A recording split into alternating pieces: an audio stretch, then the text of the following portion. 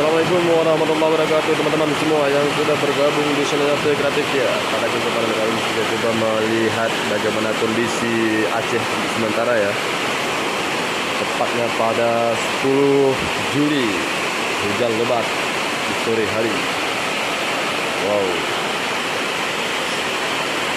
itu dia. Hujan lebat guys, hujan lebat guys. Luar biasa.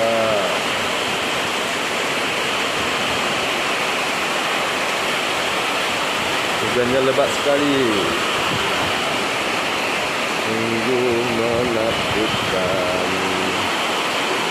Ya, teman-teman yang memang dari wilayah lain selain Aceh, silahkan komen di bawah.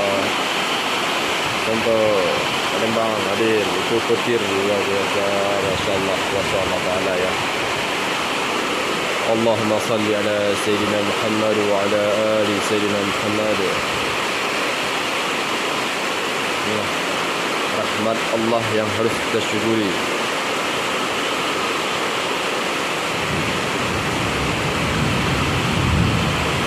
Bumau Aceh, bumau Aulia, tuah terjaga dan sejom dunia. Tuah terjaga. Hai para penonton yang beriman, banyaklah sholawat dan membaca Al-Quran. Karena Allah Ta'ala perbaiki akhlak kita ya. Gunakanlah media sosial sebagai media dakwah.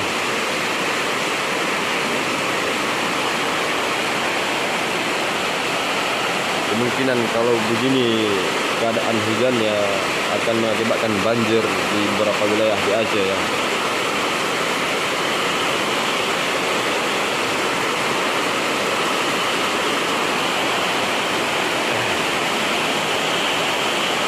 Bergabung ke channel Yate Kreatif, jangan lupa subscribe, like, ya, dan share.